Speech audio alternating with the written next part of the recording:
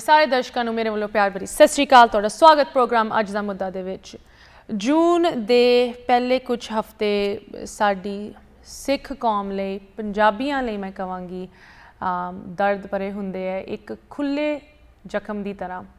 ਹਲੇ ਵੀ ਇਹ ਜ਼ਖਮ ਕੁਝ ਭਰਿਆ ਨਹੀਂ, ਇਹਦੇ ਵਿੱਚ ਹਲੇ ਵੀ ਸਾਨੂੰ ਇੱਦਾਂ ਲੱਗਦਾ ਹੈ ਕਿ ਕੁਝ ਕਸਰ ਰਹਿ ਗਈ ਹੈ, ਭਾਵੇਂ ਉਹ ਇਨਸਾਫ ਦੀ ਹੋਏ, ਭਾਵੇਂ ਉਹ ਇਤਿਹਾਸ ਦੀ ਹੋਏ, ਭਾਵੇਂ ਉਹ ਅਵੇਅਰਨੈਸ ਦੀ ਹੋਏ। ਅੱਜ ਵੀ ਜੂਨ ਦੇ ਇਹ ਕੁਝ ਪਹਿਲੇ ਹਫ਼ਤੇ ਸਾਡੇ ਦਿਲ ਵਿੱਚ, ਸਾਡੀ ਰਗਾਂ ਦੇ ਵਿੱਚ, ਸਾਡੇ ਖੂਨ ਨੂੰ, ਜਿੱਦਾਂ ਕਹਿੰਦੇ ਨਾ, ਹਲੇ ਵੀ ਗਰਮ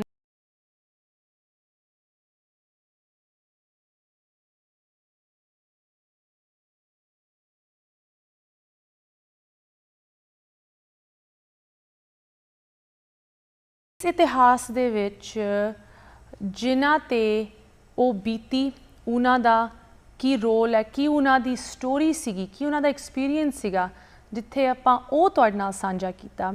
ਅੱਜ ਮੈਂ ਤੁਹਾਡੇ ਨਾਲ ਇੱਕ ਹੋਰ ਐਕਸਪੀਰੀਅੰਸ ਸਾਂਝਾ ਕਰਨਾ ਚਾਹੁੰਦੀ ਹਾਂ।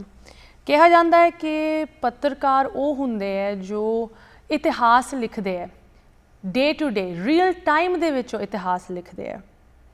ਕਦੀ ਕਵਾਰ ਇੱਦਾਂ ਵੀ ਹੁੰਦਾ ਹੈ ਜਦੋਂ ਪੱਤਰਕਾਰਾਂ ਦਾ ਆਪ ਦਿਲ ਕਿਸੇ ਚੀਜ਼ ਵਿੱਚ ਜੁੜਿਆ ਹੋਏ, ਉਹ ਇਤਿਹਾਸ ਕਦੀ ਕਵਾਰ ਕਵਿਤਾ ਵੀ ਬਣ ਜਾਂਦਾ ਹੈ, ਕਹਾਣੀ ਵੀ ਬਣ ਜਾਂਦਾ ਹੈ, ਗੀਤ ਵੀ ਬਣ ਜਾਂਦੇ ਹੈ, ਲੇਕਿਨ ਉਹ ਇਤਿਹਾਸ ਇਤਿਹਾਸ ਹੀ ਰਹਿੰਦਾ ਹੈ। ਅੱਜ ਮੈਂ ਤੁਹਾਡੇ ਨਾਲ ਇੱਕ ਇਹੋ ਜਿਹਾ ਗੈਸਟ ਪੇਸ਼ ਕਰਨਾ ਚਾਹੁੰਦੀ ਹਾਂ। ਮੈਨੂੰ ਆਪ ਨੂੰ ਬਹੁਤ ਮਾਣ ਸਨਮਾਨ ਮਹਿਸੂਸ ਹੋ ਰਿਹਾ ਹੈ ਕਿ ਸਾਡੇ ਇਸ ਪ੍ਰੋਗਰਾਮ ਦੇ ਵਿੱਚ ਉਹ ਹਾਜ਼ਰ ਹੋਏ ਹੈ, ਜਿਨ੍ਹਾਂ ਨੇ ਨਾ ਕਿ ਸਿਰਫ ਇਤਿਹਾਸ ਵੇਖਿਆ, ਜੀਆ, ਬਟ ਉਸ ਇਤਿਹਾਸ ਬਾਰੇ ਲਿਖਿਆ।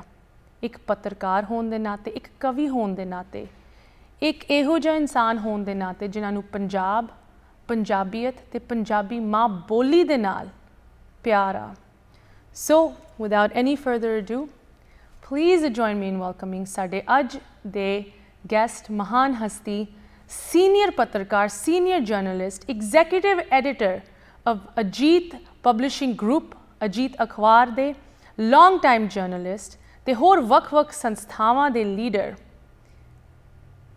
ਸਤਨਾਮ ਸਿੰਘ ਮਾਨਕ ਜੀ।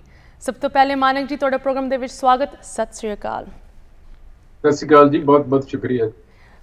ਮਾਨਕ ਜੀ, ਮੈਨੂੰ ਬਹੁਤ ਮਾਣ ਮਹਿਸੂਸ ਹੋ ਰਿਹਾ, ਖੁਸ਼ੀ ਮਹਿਸੂਸ ਹੋ ਰਹੀ ਹੈ ਕਿ ਤੁਸੀਂ ਸਾਡੇ ਨਾਲ ਅੱਜ ਜੁੜੇ, ਤੁਸੀਂ ਸਾਡੇ ਲਈ ਟਾਈਮ ਕੱਢਿਆ। ਇਸ ਮੌਕੇ 'ਤੇ ਇੱਕ ਪਾਸੇ ਖੁਸ਼ੀ ਮਹਿਸੂਸ ਹੋ ਰਹੀ, ਇੱਕ ਪਾਸੇ ਦੁੱਖ ਵੀ। ਆਪਾਂ ਸਾਰੇ ਉਸ ਦੁੱਖ ਨੂੰ ਇੱਕ ਵਾਰੀ ਫਿਰ ਦੁਹਰਾ ਰਹੇ ਹਾਂ, ਜੋ ਜੂਨ ਦੇ ਕੁਝ ਪਹਿਲੇ ਹਫ਼ਤੇ ਸਾਨੂੰ ਯਾਦ ਦਿਲਾਉਂਦੇ ਹੈ ਕਿ ਕੀ ਕੁਝ ਹੋਇਆ, ਕੀ ਕੁਝ ਅਨਰਿਜ਼ੋਲਵਡ ਚੀਜ਼ਾਂ ਹਲੇ ਵੀ ਸਾਡੀ ਕੌਮ ਨੂੰ ਝੇਲਣੀ ਪੈ ਰਹੀਆਂ।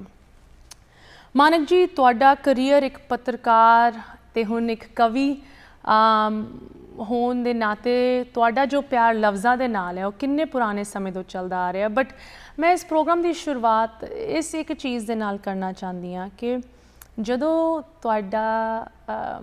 ਤੁਹਾਡੀ ਪੋਸਟਿੰਗ ਅਜੀਤ ਅਖਬਾਰ ਦੇ ਨਾਲ ਸ਼ੁਰੂ ਹੋਈ ਸੀ, ਤੁਹਾਡੀ ਸ਼ੁਰੂਆਤ ਅਖਬਾਰ ਦੇ ਨਾਲ ਸ਼ੁਰੂ ਹੋਈ ਸੀ, ਉਹ ਕਦੋਂ ਤੁਸੀਂ ਜੁਆਇਨ ਕੀਤਾ ਪੇਪਰ ਨੂੰ? ਅਸ਼ਮਿਤਾ ਜੀ, ਸਭ ਤੋਂ ਪਹਿਲਾਂ ਤਾਂ ਮੈਂ ਜਸ ਪੰਜਾਬੀ ਦੇ ਜਿਹੜੇ ਦੇਸ਼ ਵਿਦੇਸ਼ ਵਿੱਚ ਦਰਸ਼ਕ ਆ, ਸਰੋਤੇ ਆ, ਉਹਨਾਂ ਨੂੰ ਮੈਂ ਸ਼ੁਭ ਕਾਮਨਾਵਾਂ ਦੇਣਾ। ਔਰ ਜਸ ਪੰਜਾਬੀ ਦਾ ਜਿਹੜਾ ਰੋਲ ਹੈ ਦੇਸ਼ਾਂ ਵਿਦੇਸ਼ਾਂ ਵਿੱਚ ਪੰਜਾਬੀ ਜ਼ਬਾਨ ਦੇ ਪ੍ਰਚਾਰ ਪ੍ਰਸਾਰ ਦੇ, ਔਰ ਪੰਜਾਬ ਦੇ ਜਿਹੜੇ ਭਗਤੇ ਮਸਲੇ ਆ ਉਹਨਾਂ ਨੂੰ, ਜਿਹੜੇ ਸਾਡੇ ਪ੍ਰਵਾਸੀ ਪੰਜਾਬੀ ਭਰਾ ਆ, ਉਹਨਾਂ ਤੱਕ ਪਹੁੰਚਾਉਣ ਲਈ ਇਹ ਤੁਹਾਡਾ ਬਹੁਤ ਵੱਡਾ ਰੋਲ ਹੈ। ਅਸੀਂ ਇੱਥੇ ਬੈਠੇ ਵੀ ਇਹਨੂੰ ਮਹਿਸੂਸ ਕਰਦੇ ਹਾਂ, ਇਹਦੇ ਲਈ ਮੈਂ ਤੁਹਾਨੂੰ ਵਧਾਈ ਦਿੰਦਾ, ਸ਼ੁਭਕਾਮਨਾ। ਥੈਂਕ ਯੂ ਜੀ, ਥੈਂਕ ਯੂ। ਇਸ ਪੱਕੀ ਗੱਲ ਇਹ ਹੈ ਕਿ ਮਈ 1984 'ਚ ਮੈਂ ਵਿੱਚ ਆਇਆ ਸੀਗਾ, ਔਰ ਪੂਰੇ ਦਿਨ ਹੀ ਜਿਹੜੇ ਕੰਮ ਕੀਤਾ ਸੀਗਾ ਉਦੋਂ, ਕਿ ਉਸ ਤੋਂ ਬਾਅਦ ਜਲਦੀ ਜਿਹੜਾ ਉਹ ਸਾਡਾ ਕਿਲਾ ਤਾਰਾ, ਜਿਹਨੂੰ ਅਸੀਂ ਆਪਰੇਸ਼ਨ ਬਲੂ ਸਟਾਰ ਕਹਿੰਦੇ ਹਾਂ, ਉਹ ਹੋ ਗਿਆ ਸੀਗਾ।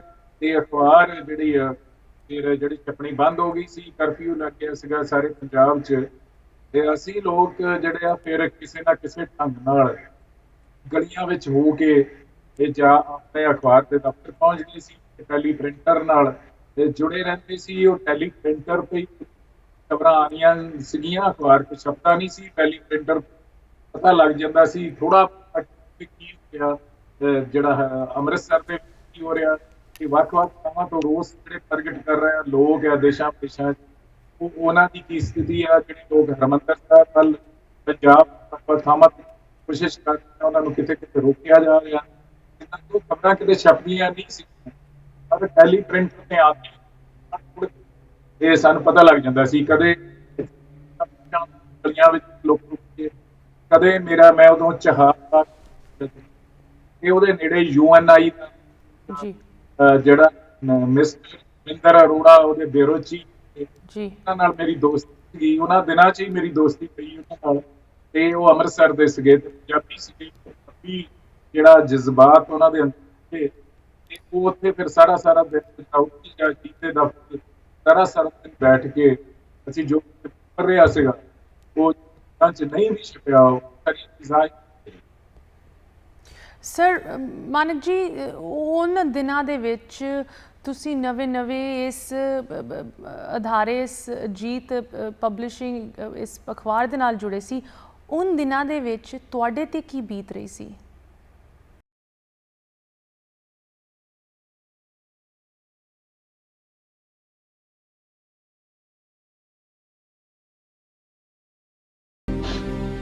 ਅਸ਼ਮਤਾ ਜੀ, ਗੱਲ ਇਹ ਹੈ ਕਿ ਅਸੀਂ ਲੋਕ ਜਿਹੜੇ ਹੈਗੇ ਆ, ਜਿਹੜੇ ਜਿਸ ਤਰ੍ਹਾਂ ਦਾ ਮੈਂ ਵਿਅਕਤੀ ਨੇ ਕਿਹਾ, ਮੈਂ ਜਿਸ ਤਰ੍ਹਾਂ ਦਾ ਵਿਅਕਤੀ ਹਾਂ, ਮੈਂ ਜਿਹੜਾ ਪੰਜਾਬ ਨਾਲ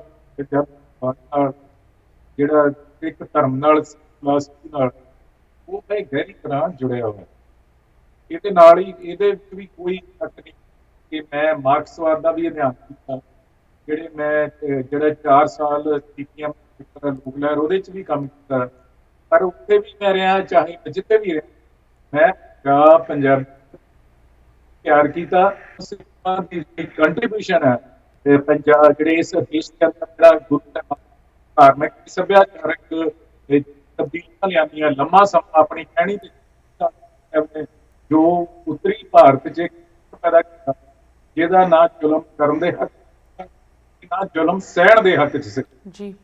ਇਹ ਸਿਰਜਣਾ ਹਜ਼ਾਰਾਂ ਸਾਲਾਂ ਭਾਰਤ ਇਤਿਹਾਸ ਦੇ ਅੰਦਰ ਸਿੱਖ ਗੁਰੂਆਂ ਦੀ ਇਹ ਦੇਣ ਆ ਕਿ 250 ਸਾਲ ਗੁਰੂ ਨਾਨਕ ਦੇਵ ਜੀ ਤੋਂ ਲੈ ਕੇ ਗੁਰੂ ਗੋਬਿੰਦ ਸਿੰਘ ਜੀ ਤੱਕ ਜਿਹੜਾ ਤੇ ਪ੍ਰਚਾਰ ਪ੍ਰਸਾਰ ਦਾ ਜਿਹੜਾ ਕਹਿਣੀ ਤੇ ਪੱਤੀ ਨਾਲ ਜਿਹੜਾ ਇੱਥੇ ਦਰਿਆ ਵਗਿਆ, ਉਹਨੇ ਭਾਰਤ 'ਚ ਇੱਕ ਅਜਿਹਾ ਮਨੁੱਖ ਖੜਾ ਕੀਤਾ, ਪੈਦਾ ਕੀਤਾ, ਕੁਝ ਨਾ ਆਪਣੇ ਹੱਕ 'ਚ ਸੀ, ਨਾ ਜ਼ੁਲਮ ਸਹਿਣ ਦੇ ਹੱਕ 'ਚ ਸੀ, ਉਹ ਕਿਰਤ ਕਰਕੇ ਆਪਣੀ ਰੋਟੀ ਖਾਣ ਦੇ ਹੱਕ 'ਚ ਸੀ, ਔਰ ਮਨੁੱਖੀ ਅਧਿਕਾਰਾਂ ਜ਼ੁਲਮ ਦੇ ਉਹ ਮਨੁੱਖ ਜਿਹੜਾ ਹਮੇਸ਼ਾ ਲੜਨ ਲਈ ਤਿਆਰ ਰਹਿੰਦਾ ਸੀ। ਉਹ ਅੱਜ ਬਹੁਤ ਸਾਰੀਆਂ ਕਮੀਆਂ ਕਮਜ਼ੋਰੀਆਂ ਸਾਡੇ ਪੰਜਾਬੀਆਂ 'ਚ, ਸਾਡੇ ਦੇਸ਼ 'ਚ ਆ ਗਈਆਂ, ਇਹਦੇ ਬਾਵਜੂਦ ਅਸੀਂ ਜਿਹੜੇ ਉਹ ਗੁਰੂ ਸਾਹਿਬਾਨ ਦੀ ਜਿਹੜੀ ਕੰਟਰੀਬਿਊਸ਼ਨ ਹੈ ਉਹਦੇ ਨਾਲ ਜੁੜੇ ਹੋਏ ਹਾਂ, ਜਜ਼ਬਾਤੀ ਤੌਰ ਤੇ ਵਿਚਾਰਧਾਰਕ ਤੌਰ ਤੇ। ਸੋ ਇਸ ਤਰ੍ਹਾਂ ਦਾ ਜਿਹੜਾ ਮੇਰੀ ਮਾਨਸਿਕਤਾ ਇਸ ਤਰ੍ਹਾਂ ਦੀ ਸੀਗੀ ਕਿ ਜੋ ਕੁਝ ਵੀ ਉਦੋਂ ਜਿਹੜਾ ਹੋਇਆ 84 ਦੇ ਵਿੱਚ, ਉਹਨੂੰ ਸਹਿਣਾ, ਉਹਨੂੰ ਦੇਖਣਾ, ਉਹਨੂੰ ਅਨੁਭਵ ਕਰਨਾ ਬਹੁਤ ਕਸ਼ਟਦਾਇਕ ਜੀ। ਮਾਨਕ ਜੀ, ਮੈਂ ਰੀਸੈਂਟਲੀ ਤੁਹਾਡਾ ਇੱਕ ਇੰਟਰਵਿਊ ਪੜ੍ਹਿਆ ਸੀ, ਉਹਦੇ 'ਚ ਤੁਸੀਂ ਕਿਹਾ ਸੀ ਕਿ ਤੁਸੀਂ ਬਹੁਤ ਇਮੋਸ਼ਨਲ ਇੱਕ ਇਨਸਾਨ ਹੈਗੇ, ਬਟ ਮੈਨੂੰ ਲੱਗਦਾ ਹੈ ਕੋਈ ਵੀ ਜੋ ਪੰਜਾਬ ਦੇ ਨਾਲ ਦਿਲੋਂ ਜੁੜਿਆ ਹੈ, ਜਿਨ੍ਹਾਂ ਦੀ ਜੜ੍ਹਾਂ ਪੰਜਾਬ 'ਚ ਹਲੇ ਵੀ ਹੈਗੀਆਂ, ਉਹ ਕਿਉਂ ਨਹੀਂ ਇਮੋਸ਼ਨਲ ਇਸ ਚੀਜ਼ ਨੂੰ ਲੈ ਕੇ ਹੋਏਗਾ। ਸੋ ਅਪਰੀਸ਼ੀਏਟ ਤੁਸੀਂ ਜੋ ਸਾਡੇ ਨਾਲ ਇਹ ਜਾਣਕਾਰੀ ਆਪਣੇ ਐਕਸਪੀਰੀਅੰਸ ਬਾਰੇ ਸ਼ੇਅਰ ਕੀਤੀ। ਸਰ, ਮੈਂ ਜ਼ਰੂਰ ਤੁਹਾਡੇ ਤੋਂ ਪੁੱਛਣਾ ਚਾਹੁੰਦੀ ਹਾਂ ਕਿ ਕੀ ਉਹ ਕੁਛ ਦੁਰਘਟਨਾਵਾਂ ਸੀਗੀਆਂ, ਕੀ ਸਥਿਤੀ ਸੀਗੀ ਆਪਰੇਸ਼ਨ ਬਲੂ ਸਟਾਰ ਤੋਂ ਪਹਿਲੇ, ਪ੍ਰੀ 1984, ਜੂਨ 1984 ਤੋਂ ਕੀ ਕੁਛ ਮਾਹੌਲ ਅੰਮ੍ਰਿਤਸਰ ਵਿੱਚ, ਪੰਜਾਬ ਵਿੱਚ ਬਣ ਰਿਹਾ ਸੀ, ਉਹਦੀ ਗੱਲ ਕਰਾਂਗੇ। ਇੱਥੇ ਇੱਕ ਛੋਟੀ ਜਿਹੀ ਬ੍ਰੇਕ ਲਈ ਸਾਨੂੰ ਰੁਕਣਾ ਪੈ ਰਿਹਾ। ਵਿਊਅਰਸ, ਕਿੱਥੇ ਨਾ ਜਾਓ, ਕਨਵਰਸੇਸ਼ਨ ਹੋ ਰਹੀ ਹੈ ਸਤਨਾਮ ਸਿੰਘ ਮਾਨਕ ਜੀ ਦੇ ਨਾਲ ਤੇ ਜਾਰੀ ਰਹੇਗੀ ਇਸੇ ਤਰ੍ਹਾਂ ਬ੍ਰੇਕ ਤੋਂ ਉਸ ਪਾਰ। ਬ੍ਰੇਕ ਤੋਂ ਬਾਅਦ ਤੁਹਾਡਾ ਸਵਾਗਤ ਹੈ। ਤੁਸੀਂ ਵੇਖ ਰਹੇ ਹੋ ਪ੍ਰੋਗਰਾਮ ਅੱਜ ਦਾ ਮੁੱਦਾ, ਤੇ ਸਾਡਾ ਖਾਸ ਕਰਕੇ ਸਾਡੀ ਕੌਮ ਦਾ ਮੁੱਦਾ ਨਾ ਕਿ ਸਿਰਫ ਇਨ ਜੂਨ ਦੇ ਕੁਝ ਪਹਿਲੇ ਹਫ਼ਤਿਆਂ ਦੇ ਵਿੱਚ, ਬਟ ਕਿੰਨੇ ਲੰਬੇ ਸਮੇਂ ਤੋਂ ਕੌਮ ਦਾ ਇਹ 84 ਦਾ ਮੁੱਦਾ ਰਿਹਾ ਹੈ।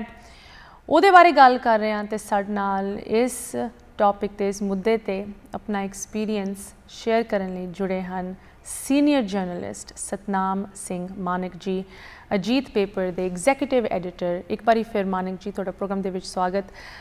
ਮਾਨਕ ਜੀ, ਤੁਸੀਂ ਇੱਕ ਬੜੇ ਇਮੋਸ਼ਨਲ ਤਰੀਕੇ ਦੇ ਨਾਲ ਸਾਡੇ ਨਾਲ ਸਾਂਝੀ ਕੀਤੀ ਕਿ ਉਹ ਸਥਿਤੀ ਸੀਗੀ ਜੋ ਤੁਹਾਡੇ ਤੇ ਬੀਤੀ। ਇੱਕ ਨਵੇਂ ਪੱਤਰਕਾਰ ਹੋਣ ਦੇ ਨਾਤੇ ਤੁਸੀਂ ਅਜੀਤ ਪੇਪਰ ਨਾਲ ਮਈ 1984 ਵਿੱਚ ਆਪਣਾ ਕਰੀਅਰ ਸ਼ੁਰੂ ਕੀਤਾ ਤੇ ਕੁਛ ਹੀ ਹਫ਼ਤਿਆਂ ਬਾਅਦ ਆਪਰੇਸ਼ਨ ਬਲੂ ਸਟਾਰ ਨੇ ਦਹਿਸ਼ਤ ਮਚਾਤੀ ਸੀ। ਸਰ, ਇੱਕ ਪੱਤਰਕਾਰ ਖਾਸ ਕਰਕੇ ਜੋ ਇੱਕ ਜਿੱਦਾਂ ਕਹਿੰਦੇ ਨਾ ਆਪਾਂ ਡੈਸਟਿਨਡ ਹੁੰਦਾ ਹੈ ਇਸ ਰਾਹ 'ਤੇ ਚੱਲਣ ਲਈ, ਉਹਨਾਂ ਦੇ ਵਿੱਚ ਪੱਤਰਕਾਰੀ ਕਿਊਰੀਓਸਿਟੀ, ਆਬਜ਼ਰਵੇਸ਼ਨ ਸ਼ੁਰੂ ਤੋਂ ਹੀ ਹੁੰਦੀ ਹੈ। ਇੱਕ ਇਨੇਟ ਐਬਿਲਿਟੀ ਆਪਾਂ ਕਹਿ ਸਕਦੇ ਹਾਂ ਤੇ ਤੁਹਾਡੇ ਵਿੱਚ ਵੀ ਆਮ ਸ਼ੋਰ ਸੀਗੀ ਉਸ ਵੇਲੇ। ਅੰਮ੍ਰਿਤਸਰ ਜਾਂ ਪੰਜਾਬ ਵਿੱਚ ਜੂਨ 1984 ਆਪਰੇਸ਼ਨ ਬਲੂ ਸਟਾਰ ਆਫੀਸ਼ੀਅਲੀ ਜਦੋਂ ਇਹ ਅਟੈਕ ਹੋਇਆ ਸੀ, ਉਸ ਤੋਂ ਪਹਿਲੇ ਕੁਛ ਹਫ਼ਤਿਆਂ ਕੁਛ ਦਿਨਾਂ ਦੇ ਵਿੱਚ ਕਿਸ ਤਰ੍ਹਾਂ ਦੀ ਸਥਿਤੀ ਗਰਾਊਂਡ ਵਿੱਚ ਡਿਵੈਲਪ ਹੋ ਰਹੀ ਸੀ ਜਿਸ ਤਰ੍ਹਾਂ ਤੁਸੀਂ ਆਬਜ਼ਰਵ ਕੀਤੀ? ਉਹਦੇ ਵਿੱਚ ਅਸ਼ਮਿਤਾ ਜੀ ਗੱਲ ਇਹ ਹੈ ਕਿ ਜਿਹੜੀ ਆਪਰੇਸ਼ਨ ਬਲੂ ਸਟਾਰ ਗੱਲ ਕਿੱਦਾਂ ਪਹੁੰਚੀ, ਥੋੜਾ ਜਿਹਾ ਪਿੱਛੇ ਜਾਣ ਦੀ ਲੋੜ ਹੈ ਜੀ ਪਲੀਜ਼। ਅਸੀਂ ਸਾਰੇ ਜਾਣਦੇ ਕਿ ਦੇਸ਼ ਦੀ ਆਜ਼ਾਦੀ ਦਾ ਜਿਹੜਾ ਸੰਘਰਸ਼ ਹੈ ਉਹਦੇ ਵਿੱਚ ਕਿ ਜਿਹੜਾ ਸਿੱਖ ਭਾਈਚਾਰੇ ਨੇ ਕਹਿ ਲਓ, ਪੰਜਾਬੀਆਂ ਕਹਿ ਲਓ, ਜਿਹੜੀਆਂ 80% ਕੁਰਬਾਨੀ ਦੇਸ਼ ਦੀ ਆਜ਼ਾਦੀ ਦਾ ਜਿਹੜਾ 100 ਸਾਲ ਪੰਜਾਬ ਦੇ ਗੁਲਾਮ ਹੋਣ ਤੋਂ 1952 ਤੋਂ ਬਾਅਦ 1945 ਤੱਕ ਜਿਹੜਾ 100 ਸਾਲ ਚੱਲਿਆ, ਉਹਦੇ ਚ ਪੰਜਾਬੀ ਇੱਕ ਭਾਈਚਾਰਾ ਵਿਸ਼ੇਸ਼ ਤੌਰ ਤੇ ਉਹ ਅਗਲੀਆਂ ਕਤਾਰਾਂ ਚ ਰਹੇ। ਵੱਖ-ਵੱਖ ਜਿਹੜੀਆਂ ਲਹਿਰਾਂ ਚ ਉਹਦੇ ਵਿੱਚ ਪੰਜਾਬੀਆਂ ਨੇ ਜੇਲ੍ਹਾਂ ਚ ਗਏ, ਪੰਜਾਬੀਆਂ ਤੇ ਚੜੇ, ਅੰਡੇਮਾਨ ਭਾਰਤੀਆਂ ਕੈਦ ਰਹੇ। ਇੱਕ ਵੱਖ-ਵੱਖ ਲਹਿਰਾਂ, ਚਾਹੇ ਉਹ ਮੰਨ ਲਓ ਨਾਮਧਾਰੀ ਲਹਿਰ ਨਾਲ ਹੋਈ, ਸਭਾ ਲਹਿਰ ਨਾਲ ਹੋਈ, ਅਕਾਲੀ ਨਾਲ, ਖਬਰ ਅਕਾਲੀ ਲਹਿਰ ਨਾਲ ਹੋਈ, ਲਹਿਰ ਨਾਲ ਜੀਤ ਭਗਤ ਸਿੰਘ ਤੇ ਉਹਨਾਂ ਦੇ ਲਹਿਰ, ਤਾਰ ਸਿੰਘ ਸਰਾਭਾ ਸੰਘਰਸ਼ ਕਹਿ ਲਓ ਕਿ ਇੱਕ ਤੋਂ ਬਾਅਦ ਇੱਕ ਲਹਿਰ ਖਤਮ ਹੁੰਦੀ ਸੀ, ਦੂਜੀ ਲਹਿਰ ਸ਼ੁਰੂ ਹੋ ਜਾਂਦੀ ਸੀ।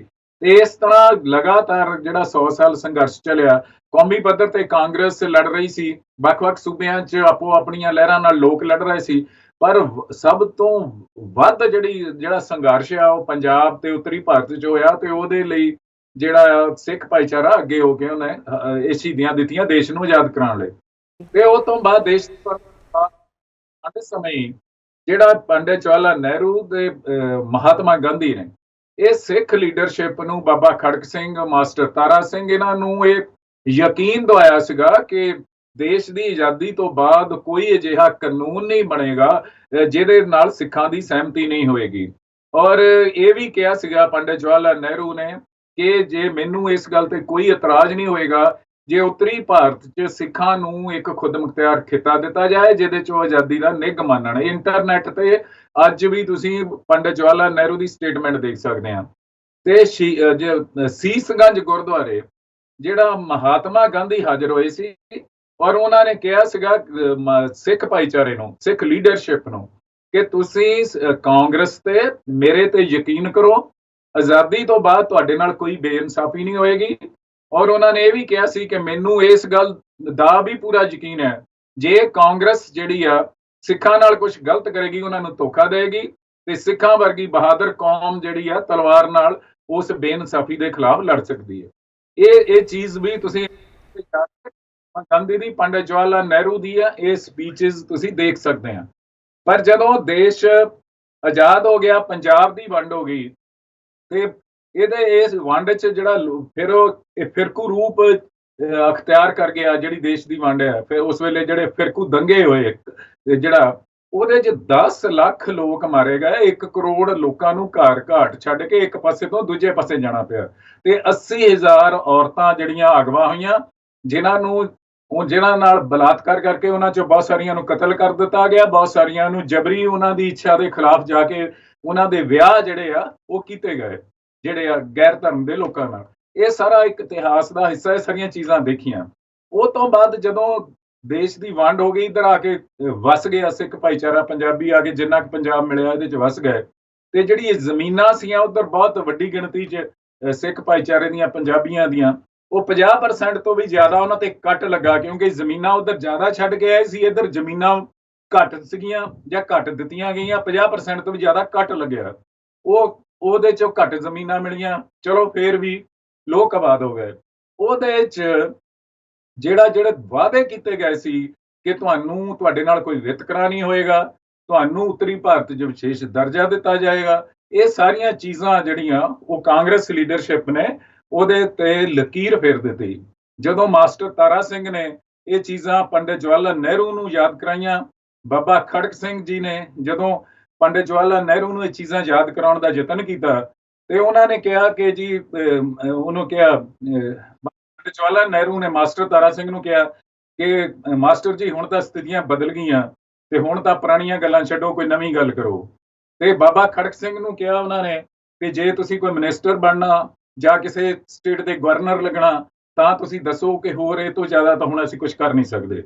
ਸੋ ਇੱਕ ਪੀੜ ਜਿਹੜੀ ਆ ਦੇਸ਼ ਦੀ ਵੰਡ ਦੇ ਨਾਲ ਹੀ ਸਿੱਖ ਲੀਡਰਸ਼ਿਪ ਦੇ ਮਨਾਂ 'ਚ ਬੈਠ ਗਈ ਸੀ ਕਿ ਇਹਨਾਂ ਨੇ ਸਾਡੇ ਨਾਲ ਧੋਖਾ ਕੀਤਾ, ਤੇ ਜੋ ਸਾਡਾ ਸਟੇਟਸ ਦੇਸ਼ ਲਈ ਅਸੀਂ 80% ਕੁਰਬਾਨੀਆਂ ਕੀਤੀਆਂ, ਸ਼ਹੀਦੀਆਂ ਦਿੱਤੀਆਂ, ਜੇਲ੍ਹਾਂ ਭੁਗਤੀਆਂ, ਉਸ ਦੇਸ਼ ਦੇ ਅੰਦਰ ਜੋ ਸਾਨੂੰ ਮਾਣ ਸਨਮਾਨ ਮਿਲਣਾ ਚਾਹੀਦਾ ਸੀ ਉਹ ਸਾਨੂੰ ਮਿਲਿਆ ਨਹੀਂ। ਇਹ ਜਿਹੜੀ ਇੱਕ ਪੀੜ ਜਿਹੜੀ ਆ ਸਿੱਖ ਭਾਈਚਾਰੇ ਸੀਗੀ ਜੀ ਸਰ। ਹਾਂਜੀ, ਸਿੱਖ ਭਾਈਚਾਰੇ ਦੀ ਲੀਡਰਸ਼ਿਪ ਨੇ ਪੰਜਾਬੀ ਸੂਬਾ ਬਣਾਉਣ ਲਈ ਸੰਘਰਸ਼ ਕੀਤਾ, ਜਿਹੜਾ ਉਹ ਵੀ ਪੂਰਾ ਬਣਿਆ ਨਹੀਂ। ਚੰਡੀਗੜ੍ਹ ਪੰਜਾਬੀ ਬੋਲਦੇ ਇਲਾਕੇ ਬਾਹਰ ਰਹਿਣ ਦਿੱਤੇ, ਛੋਟਾ ਜਿਹਾ ਪੰਜਾਬ ਬਣਾਤਾ, ਸਾਰੇ ਪੰਜਾਬੀ ਬੋਲਦੇ ਇਲਾਕੇ ਸ਼ਾਮਲ ਨਹੀਂ ਕੀਤੇ।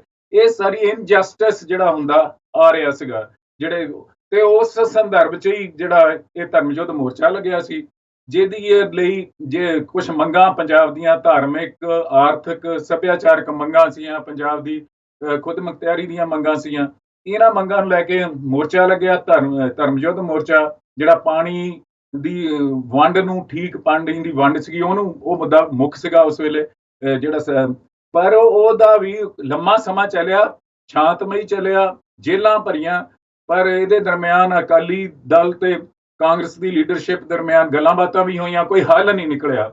ਇਹ ਜਦੋਂ ਪੀਸਫੁਲ ਢੰਗ ਨਾਲ ਅੰਦੋਲਨ ਚੱਲਦਾ ਜਦੋਂ ਇਹ ਜੋ ਕੁਝ ਨਿਕਲਿਆ ਨਹੀਂ, ਤੇ ਇਹ ਹੌਲੀ ਹੌਲੀ ਅੰਦੋਲਨ ਜਿਹੜਾ ਉਹ ਗਰਮ ਦਲੀਆਂ ਦੇ ਹੱਥ 'ਚ ਚਲੇ ਗਿਆ। ਇਹ ਥੋੜਾ ਹਿੰਸਾ ਵੀ ਹੋਣ ਲੱਗ ਗਈ ਸੀ, ਤੇ ਇਸ ਚੀਜ਼ ਨੂੰ ਜਿਹੜਾ ਉਹਨਾਂ ਨੇ ਕਾਂਗਰਸ ਲੀਡਰਸ਼ਿਪ ਨੇ ਥੋੜਾ ਜਿਹਾ ਉਤਸ਼ਾਹ ਵੀ ਦਿੱਤਾ ਕਿ ਜਿਹੜਾ ਇਹ ਅੰਦੋਲਨ ਹੈ ਇਹਨੂੰ ਸਾਬੋਤਾਜ ਕਰਨ ਲਈ ਜਿਹੜੇ ਗਰਮਦਲੀ ਸਿੱਖ ਆ ਤੇ ਜਿਹੜੇ ਨਰਮਦਲੀ ਸਿੱਖ ਆ, ਇਹਨਾਂ ਨੂੰ ਲੜਾ ਦਿੱਤਾ ਜਾਏ ਹਰਿਮੰਦਰ ਸਾਹਿਬ ਦੇ ਅੰਦਰ, ਤੇ ਇਹਨੂੰ ਅੰਦੋਲਨ ਨੂੰ ਫੇਲ ਕਰ ਦਿੱਤਾ ਜਾਏ। ਤੇ ਉਸ ਤਰ੍ਹਾਂ ਦੇ ਯਤਨ ਵੀ ਹੋਏ, ਤੇ ਉਹਦੇ 'ਚ ਜਿਹੜਾ ਜਦੋਂ ਇਹ ਸਾਰੀਆਂ ਚੀਜ਼ਾਂ ਆਊਟ ਆਫ ਕੰਟਰੋਲ ਹੋ ਗਈਆਂ, ਤੇ ਫਿਰ ਇਹਨੂੰ ਕੋਈ ਸਿਆਣੀ ਚੱਜੀ ਨੀਤੀ ਬਣਾ ਕੇ ਇਹ ਸਾਰੇ ਮਸਲੇ ਨੂੰ ਹੱਲ ਕਰਨ ਦੀ ਥਾਂ ਤੇ ਜਿਹੜਾ ਇਹਨਾਂ ਨੇ ਫਿਰ ਰਸਤਾ ਚੁਣਿਆ ਕਿ ਹਰਿਮੰਦਰ ਸਾਹਿਬ ਵਿੱਚ ਫੌਜ ਭੇਜ ਕੇ ਤੇ ਸੰਤ ਜਰਨੈਲ ਸਿੰਘ ਭਿੰਡਰਾਂਵਾਲੇ ਤੇ ਉਹਨਾਂ ਦੇ ਸਾਥੀਆਂ ਨੂੰ ਕੱਢਣ ਦੇ ਨਾਂ ਹੇਠ ਜਾਂ ਉਹਨਾਂ ਨੂੰ ਗ੍ਰਿਫਤਾਰ ਕਰਨ ਦੇ ਨਾਂ ਹੇਠ ਜਿਹੜਾ ਉੱਥੇ ਫੌਜ ਭੇਜ ਕੇ ਇਸ ਜਿਹੜੀ ਮੂਵਮੈਂਟ ਹੈ ਇਹਨੂੰ ਕ੍ਰਸ਼ ਕਰ ਦਿੱਤਾ ਜਾਏ। ਇੱਥੇ ਜ਼ਰੂਰ ਤੁਸੀਂ ਹੱਲ ਦੀ ਗੱਲ ਕੀਤੀ। ਆਈ ਮੀਨ ਆਫ ਕੋਰਸ ਆਪਾਂ ਹੁਣ ਡੁੱਲੇ ਬੇਰਾਂ ਦੀ ਗੱਲ ਕਰ ਰਹੇ ਹਾਂ ਇੱਕ ਕਿਸਮ ਦੀ, ਬਟ ਉਸ ਵੇਲੇ ਇਹ ਸਾਰੀ ਚੀਜ਼ਾਂ ਨੂੰ ਮੱਦੇਨਜ਼ਰ ਰੱਖਦੇ ਹੋਏ ਕੋਈ ਹੱਲ ਹੋ ਸਕਦਾ ਸੀ ਜੋ ਇਸ ਇੰਨੇ ਵਾਇਲੈਂਟ, ਇੰਨੀ ਵੱਡੀ ਤਰਾਸਦੀ ਨਹੀਂ ਲੈ ਕੇ ਆਉਂਦਾ? ਕੋਈ ਹੱਲ ਹੋ ਸਕਦਾ ਸੀ ਉਸ ਟਾਈਮ ਦੇ ਵਿੱਚ, ਜਾਂ ਤੁਹਾਡੇ ਖਿਆਲ 'ਚ ਇਹ ਇਨਐਵਿਟੇਬਲ ਸੀਗਾ? ਦੇਖੋ ਜੀ, ਗੱਲ ਅਸ਼ਮਿਤਾ ਜੀ ਇਹ ਹੈ ਕਿ ਹੱਲ ਹਰ ਮਸਲੇ ਦਾ ਹੁੰਦਾ ਹੈ।